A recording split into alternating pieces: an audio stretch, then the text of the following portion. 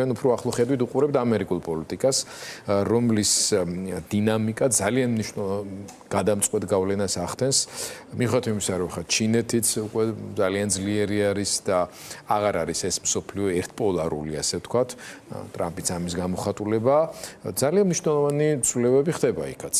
რამდენიმე დღის წინ ვნახეთ, როგორ შეებნენ ერთმანეთს საჯაროდ, არა მარტო შეერთებული შტატები და ალბათ მსოფლიოს ერთ-ერთი ყველაზე მსხვილი და გავლენიანი ფიგურები, ერთი ძალაუფლებით, მეორე თავისი ფინანსური რესურსით, მსოფლიოს ყველაზე მდიდარი ადამიანი და დღეს აგერ მოვისმინეთ, ვნახეთ უпроსორეთ მასკის უკან დახევა, ამაზე მინდოდა დამეწყო საუბარი, რა ხდება სინამდვილეში.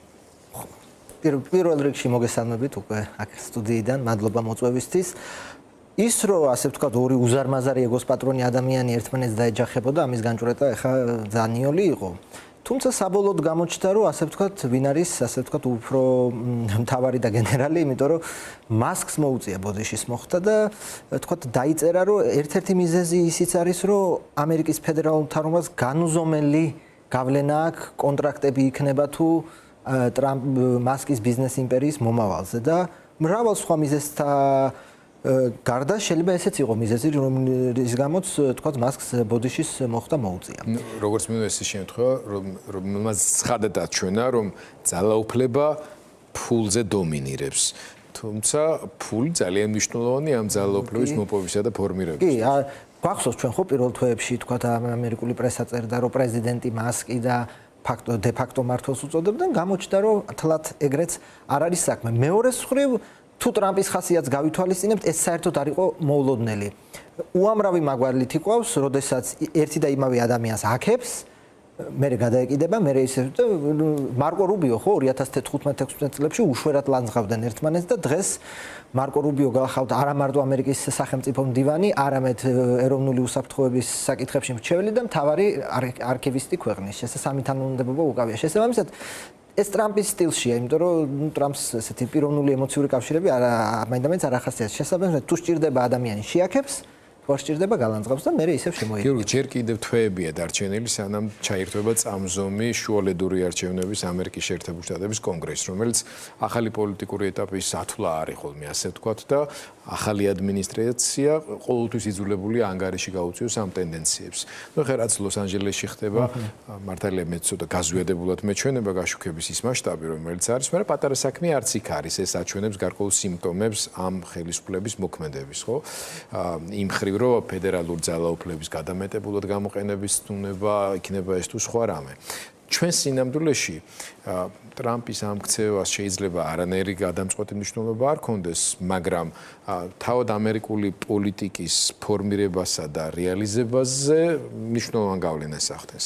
საქართველოში ამერიკის შეერთებული შტატების ელჩმა მიიღო გადაწყვეტილება წასვლაზე, საქართველოს ელჩს ამერიკის შეერთებული შტატებში მიცეს აგრემანიან დაუშვეს ეს კონკრეტული ადამიანი, რა უნდა მოხდეს ისეთი რომ შეერთებულმა შტატებმა მართლაც დაიწყოს ურთიერთობების აღდგენაზე ფიქრი, როდესაც ბრალდებული ამ ურთიერთობების გაფუჭებაში, როგორც წინ, ასევე ახალი ადმინისტრაციის მიერ არის ზუსტად ის სახელისუფლებო ცენტრი, რომელიც დღეს საქართველოს მართავს. ხო, აი ელჩიდან რო დავიწყოთ, ხო, რაღაცა მოულოდნელი ელჩი წარმოადგენს ქვეყანას, ელჩი არ არის და ვერ იქნება სასწაულმოქმედი. თუ ქვეყნის მთავრობა არ გადადგავს შემხოდ ნაბიჯებს, ელჩი ვერანაირად ვერ დაალაგებს ურთიერთობებს. ეკითხებოდნენ ამ სტუდიაში ქალბატონ ტალიაშვილზე და ბატონ ვალერი ჩეჩელაშვილი, რომელიც ძალიან გამოცდილი დიპლომატია, ძალიან კორექტულად, მაგრამ სწორად თქვა, რომ ტალიაშვილი კი არა, ტალეირანი რო დანიშნოს ახლა ივანიშვილმა იქ ვერაფერს ვერ შეცვლის, თუ კი თვისობრივად რაღაცები არ შეიცვალა საქართველოში. შესაბამისად, რა თქმა უნდა, კარგია რომ ელჩი დაინიშნა და მაგრამ ელჩი ვერაფერს ვერ იზამს თუ ქვეყნის მთავრობას არ ექნება მზაობა, გადადგას გარკვეული ნაბიჯები, რის მზაობას ჩვენ ჯერ ვერ ვხედავთ, იმიტომ ფაქტი არ ჩქარობს საქართველოს მთავრობა, გადადგას ის ნაბიჯები, რომელიც ჩვენ ჯერ არ ვიცით, იმიტომ ღიად ამერიკიდან მხოლოდ ის ვიცით, რომ ითქვა, რომ ჩვენ გადავეცით საქართველოს მთავრობას რაღაცა ნაბიჯები, ან წყება ნაბიჯების, რაც უნდა გადაიდგას, მაგრამ როგორც ხედავთ, ჯერ საქართველოს მთავრობა არ ჩქარობს ამ. არ ჩქარობს იმ მიმართულებით, მაგრამ ჩქარობს აგერ როგორც ხედავთ სხვა მიმართულებებით, რომელიც კიდევ უფრო მეტად აშორებს დემოკრატიულ სტანდარტებს. ეხლა ტრამპის საგარეო პოლიტიკისთვის დემოკრატიული ღირებულებები შეიძლება ნამდვილად არ არის მთავარი საორიენტაციო, მაგრამ თავად ამერიკის შეერთებული შტატებისთვის, სახელმწიფო დეპარტამენტისთვის, პოლიტიკური ელიტისთვის ეს არ არის მიასე ხარისხოვანი რამ, როგორც არ უნდა მოხდეს, რა გეოპოლიტიკური ინტერესი არ უნდა წამოვიდეს სინაპლანზე. და ამ თვალსაზრისით ქართული ოცნება შესამჩნევად გამაღიზიანებლად იქცევა. აი პატარა პროვოკატორი ბავშვივით იქცევა, ხო? რომელიც ინფანტილური რობას უკვე ამას ვერ დავაბრალებთ. მათ შორის ეს რომ რაღაცა ტიპის ორგანიზებული მოქმედების ნაწილია, ამაზე მიუთითებს მაგალითად ნარიშკინის თავდასხმა ბრიტანეთზე, აგერ ბატონო ბრიტანეთის საელჩოზე შეტევა პარალელურად პაპუაშვილის და ხელისუფლების წარმომადგენლების და აგერ ბრიტანეთის საელჩოს დღევანდელი განცხადებას, რაც უკავშირდება. აი თქვენ ამას აბავთ ერთმანეთს თუ ცალ-ცალკე ინციდენტებია, რომელიც შემთხვევითობა შეიძლება მივაწეროთ? ნუ ზოგადად რაც თქვენ აღნიშნეთ ეს დემოკრატიული დღის წესრიგი თლიანად ვერ ამოვა ამერიკული საგარეო პოლიტიკის ჯერ ერთი ადმინისტრაციები იცვლება, როგორც ასევე თქვენ აღნიშნეთ, თუ დემოკრატებმა მოიგეს ერთი პალატა მაინც 2026-ში პრაქტიკულად შიდა პოლიტიკა დასრულებულია ტრამპისთვის და ნუ დიდი ალბათობით იმპიჩმენტი დაიწყება მესამე და პარალიზებას გაუკეთებს ტრამპის ბოლო 2 წელს. ეხლა რომ დაუბრუნდეთ იმ საკითხს, რომ ასე ვთქვათ, დემოკრატია საგარეო პოლიტიკაში და თქვათ საქართველოს თავრობის სურვილი, ნუ რასაც ღიად ამბობენ არის, რომ მაინდა-მაინც დემოკრატიას ნუ მთხოვთ და დანარჩენზე დავლაგდეთ. ხო, ნუ ამ დანარჩენზე ჯერ ერთი ითქვას ასევე, რომ კაი, რა თქმა უნდა საქართველოს ინტერესებში ამერიკასთან დალაგება და აი ამერიკას რა აკლდება თუ არ დაგილაგდა, ხო, არაფერი დედამიწის ზურგზე. შესაბამისად, ყოველთვის საქართველოს და ამიტომაც ამერიკის თავრობა ალბათ და ითხოვს, რომ თქვენ უნდა გადადგათ შემთხვევით ნაბიჯები, თორე აი ეს გაურკვევლობა, ხო, ამერიკას ხა სუპერ სახელმწიფოა და როგორღაც გადაიტანს საქართველოსთან გაურკვეველ ურთიერთობებს ყოველგვარი პრობლემების გარეშე. ჩვენ ვზარალდებით პირველ რიგში ამ გაურკვეველი ურთიერთობებით და ნუ საქართველოს თავრობის სურვილი რომ დემოკრატიას ნუ მთხოვთ და დანარჩენზე დავლაგდეთ, ჯერჯერობით ვაშინგტონში შემხედრ, ასე ვთქვათ, სიგნალებს არ იღებს. და ისიც უნდა ითქვას, რომ ხა მიიღებენ, არ მიიღებენ მეგობარ აქტს, ფაქტია, რომ ამერიკის პოლიტიკურ ელიტაში ჯერჯერობით ესეთი პოლიტიკოსი, რომელიც ოცნებას, ვთქვათ, სიტყვას შეაწევს, არ ჩანს. ნუ კიმბერლი ლოუს თუ არ ჩავთვლით, სხვას ჯერჯერობით არ ჩანს. შესაბამისად, როცა თქვათ საკანონმდებლო ხელისუფლებაში შენ წინააღმდეგ კონსენსუსია, ძალიან რთულია, ეხლა კი შეიძლება ადმინისტრაციასთან დალაგდე, მაგრამ ამის წინაპირობებით მაინდა-მაინც არ ჩანს. თქვენ როგორ ფიქრობთ, რის მოლოდინსში არის ამ შემთხვევაში ივანიშვილი? მას მართლა გულწრფელად ჯერა თქვენი აზრით, რომ შეერთებული შტატები დგას deep state თუ რაც გინდა დავარქვათ, შეერთებული შტატები დგას, მათ შორის მასთან დაკავშირებული ფინანსური დავების უკან, რომელიც ცალკეულ მსხვილ საბანკო ინსტიტუციებთან ქონდა? თუ ეს უბრალოდ საბაბია იმისთვის, რომ კონფლიქტის ინიციატორად წარმოაჩინოს დასავლეთი, თუნდაც deep state და ამერიკის შეერთებული შტატები? იცით როგორ არის, ჯერა არ ჯერა, ფაქტია რომ ხო, ფაქტია რომ ის ამ ესკალაციაზე მიდის და ფაქტია ისიც, რომ ის მზად არის რაღაც საფასური გადაიხადოს, იმიტომ რომ ორი აგენტების კანონის მეორე შემოbrunების შემდეგ და ნუ ესკალაციის შემდეგ არ ამგონია მას ილუზიები ჰქონოდა, თვითონ მიაჩნდა de facto სანქციები და ფაქტია რომ ნუ მე უკვე ფორმალურად დაასანქცირა, ხო, ბლინკენის დროს და შესაბამისად ის რატომღაც ზათ იყო ეს ფასი გადაეხადა და მიზანმიმართულად წავიდა ამ ესკალაციაზე. რაც შეეხება დღეს შეიძლება მიუხედავად იმისა, რომ არის თქვა ღიად გაცხადებული, რომ ჩვენ გვაქვს სურვილი დალაგების და რომელ სახელმწიფოს არ უნდა დალაგების, აი ეს გაურკვევლობა და ეს ასე ვთქვა დღეს რაც ურთიერთობს ბურუსი, შეიძლება რეალურად სურვილი იყოს, რომ თქვა ვერ ვლაგდებით, მაგრამ გაუარესება მაინც არ იყოს. ჯერჯერობით როგორც ხედავთ ტრამპის ადმინისტრაციის მიდგომაა, რომ თქვა ძველი სანქციები არ იხსნება, მაგრამ ჯერჯერობით ახალი სანქციებიც არ მოდის და ჯერჯერობით ორივე მხარე აი ამ ბურუსშია. არის ეს რაიმე სახით მიბმული პუტინთან ტრამპის სპეციფიური ურთიერთობის გარკვევაზე? ამ ხრივ თქვენ როგორ ფიქრობთ, სანამდე შეიძლება გაგრძელდეს ეს გაურკვევლობა, პირობითად რო ვთქვათ, ტრამპსა და პუტინს შორის? ჰექსეტზე აღარ ვლაპარაკობ მე, დღეს მან თქვა რომ უკრაინის დახმარების პაკეტი შეიძლება არ იყოს იმ მოცულობის, როგორც წინა ბიუჯეტში იყო, მაგრამ ამავე დროს ტრამპის ადმინისტრაციამ უკვე ღიად თქვა, რომ უკრაინასთან აწარმოებენ მოლაპარაკებებს და ადასტურეს ზელენსკის მიერ გავრცელებული ინფორმაცია, რომ საჰაერო თავდაცვისა და სხვა კომპონენტებზე აქტიური მოლაპარაკებები მიდის უკვე შესყიდვებზე, რაც უკრაინას ჭირდება და ევროპელებს ამის ფული აქვთ გამზადებული.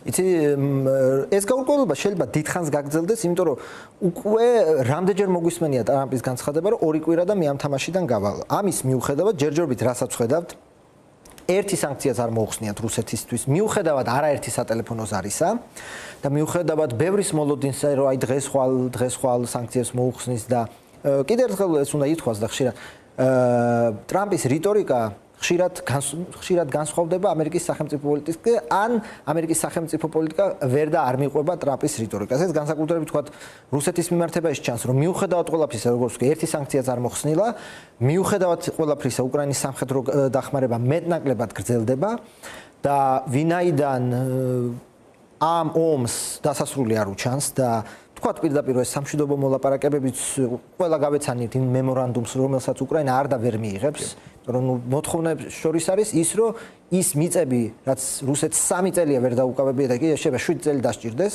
და უამრავი სისხლი, რომ დატოვეთ ის მიწები და დაგიზავდებით და შტაბ-შტილება იქნება ისეთი, რომ აქ ეხლა ორივე მხარე ცდილობს, რომ დამნაშავეთ ამ ეგრეთ წოდებული სამშვიდობო მოლაპარაკებების ჩაშლაში თვითონ არ ამოშდეს, რომ ტრამპის რისკი არ დაიმსახუროს, მაგრამ მეორეს მხრივ მოლოდინია იმის, რომ ამ ყველაფრის გარკვევის შემდეგ ბოლო და ალბათ ყველაზე მნიშვნელოვანი ესკალაცია იქნება საბრძოლო მოქმედებების, რომლის რესურსიც თავად რუსეთს, ფაქტია, რომ ისეთი აღარ აქვს, როგორც ჰქონდა. და ამიტომ გონია, რომ ის მოლოდინიც, რომ ამერიკა თავიდან ბოლომდე გავა ამ თამაშიდან, ესეც გადაჭარბებულია, შეიძლება მოხდეს შემცირება, თქვათ უკრაინის დახმარების, მაგრამ ეს არ გაუქმდება მრავალი მიზეზის გამო, სხვადასხვა ხერხები ხო თქვათ ევროპის ფულით, ამერიკული იარაღის ყიდვა და მეორე მხრივ გონია, რომ ფულს რაც შეეხება, იქ განსაზღვრულ სიტყვას კონგრესი ამბობს და არა ადმინისტრაცია. როგორც თქვათ, აი ეს სასანქციო პაკეტი, რომელსაც თქვათ, ეგეც ძალიან რთული საკითხია, ხო, ხა ნებისმიერი ქვეყანა, რომელიც რუსეთისგან გასყიდულობს, რომ 500%-იანი ტარიფები დაუწესო, ეგეც ესეთი ადვილი არ არის, იმიტომ რომ ეს ისეთი საბაჭრო ომია და ყველას გვესმის, რომ ჩინეთი უკან არ დაიხებს, უბრალოდ არ დაიხებს. ჩინეთთან დღეს გამოაცხადა, რომ შედგაო გარკვეული შეთანხმება, თუმცა სადაც სიტუაცია აშკარად დაუმძიმდა, ეს არის ირანთან მოლაპარაკებები, იქ როგორც ჩანს, უკვე პერსპექტივა შეთანხმების აღარ არსებობს. როგორც ჩანს, ირანი არ არის ჯერჯერობით მით უმეტეს და მიუხედავად იმისა, რომ როგორც ტრამპი უბრალოდ აკავებს ისრაელს, როგორც ჩანს. და თვითონ ისრაელი ძალიან უკმაყოფილო იყო ტრამპის მიდგომებით. და ტრამპი თანხმდებოდა, რასაც არ ეგონათ, რომ რესპუბლიკელი დათანხმდებოდა, თქვათ, გამდიდრებული ურანის გატანა, რაღაც პროცენტების და მაგრამ როგორც ჩანს, ირანი ჯერჯერობით არაფერს არ თანხმდება. და ირანი კიდევ იმიტომ ვახსენე, რომ პუტინთან ბოლო კომუნიკაციის მთავარი თემაც სინამდვილეში ტრამპის იყო ირანი. ანუ გამოდის, რომ პუტინმა ირანის დაალაგებაშიც ვერ მიეხმარა. მე უბრალოდ ვერ ხვდები, რაღა მიზეზი რჩება ტრამპს, რომ თავის რაციონალური ინტერესების გამო პუტინთან კეთილი მეგობრობა შეინარჩუნოს, ასე ვთქვათ. მეგობრობა პირობითად ნათქვა, მე თვითონაც თქვა არანაირი მეგობარი ჩემი არ არის. ეგეც გადაჭარბება, მიუხედავად ელაპარაკება, ეს კაცი ძალიან ტრანზაქციულად უყურებს საგარეო პოლიტიკას, ეს ბევრჯერ გამოჩენა რაც შეეხება ირანს. აქაც ხო ეს საკითხია, რომ როცა თქვათ ირანისთვის ეს ბირთვული გვინდა ჩვენ ეს არ გვინდა, არის სასიცოცხლო თქვათ ეროვნული ინტერესი, იმიტომ რომ ამ საკითხის დათმობა რეალურად არის რეჟიმისთვის კაპიტულაცია თუ არა. ხო, ანუ ეს არის ერთადერთი სადაზღვეო პოლისი, რომელიც ირანის ხელისუფლებას აქვს და ომის შიშით, ხა მე მგონი ირანს ვერ შეაშინებ იმით რომ დაგბომბავ ახლა.